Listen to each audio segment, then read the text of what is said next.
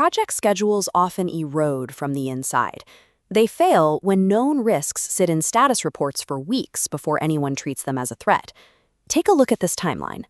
A shared vendor integration was slipping, and the project manager wrote down the phrase, "Waiting on vendor confirmation, should be fine." That dependency sat unspoken for 11 days.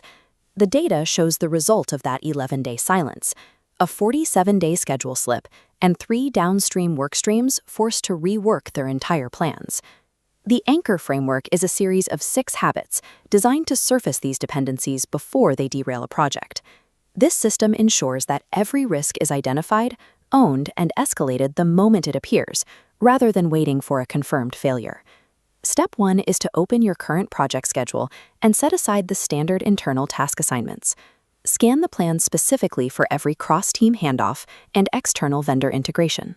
Isolate these specific touchpoints into a dedicated dependency map. This pulls the critical handoffs out of the noise of the master schedule. Separating dependencies from daily tasks makes it possible to review them as a distinct category of risk. On your dependency map, assign a specific named individual to every node.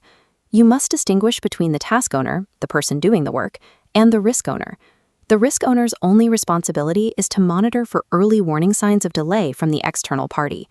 We set a target lead time of fewer than 48 hours to escalate a concern from the moment a delay is suspected. Assigning different people to execute the work and report the risk helps remove the optimistic bias that often hides slips in their early stages. Standard project plans often spread safety buffer evenly across all tasks. Strip out all of this generalized padding from your master schedule. Reallocate that recovered float directly to your most vulnerable point, the single vendor integration or cross-team handoff. Concentrated buffer protects the critical path from external failures, while distributed buffer tends to be consumed by minor internal inefficiencies. Add a 5-minute block to your weekly meeting agenda dedicated exclusively to the dependency map. During this review, the phrase "should be fine" is prohibited. Require teams to provide a quantitative confidence level for each dependency. Listen for leading indicators like vague updates, tonal shifts, or delays in replies from the external owner. Precise language removes the false sense of safety provided by polite status updates. Set a hard escalation trigger date for every item waiting on an external party. If confirmation is not received by this date, the silence itself becomes the alarm. Avoid simply moving one localized date on the schedule when a trigger is hit.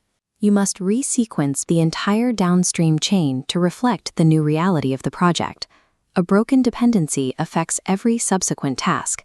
Treating it as an isolated shift hides the true impact on the finish line. By following this system, you have isolated your cross-team dependencies on a dedicated map. You have risk owners monitoring those nodes and escalating concerns within 48 hours. Your safety buffer is concentrated at your most vulnerable handoffs. You have replaced vague optimism with a weekly confidence check. These actions ensure that hard escalation triggers force full downstream recalculations before a delay can snowball.